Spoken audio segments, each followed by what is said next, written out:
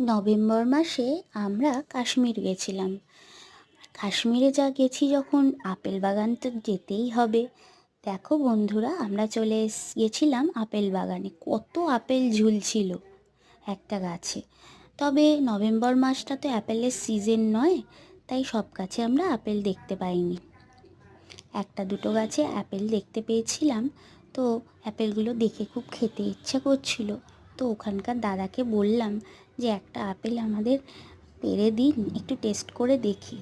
তো ওনারা সত্যি কথা বলতে একবারেই আপেল আমাদের পেড়ে দিয়ে দিল। আমরাও কপ কপ করে খেয়ে নিলাম। আর সত্যি বন্ধুরা, আপেলটা কিন্তু খুব মিষ্টি ছিল খেতে।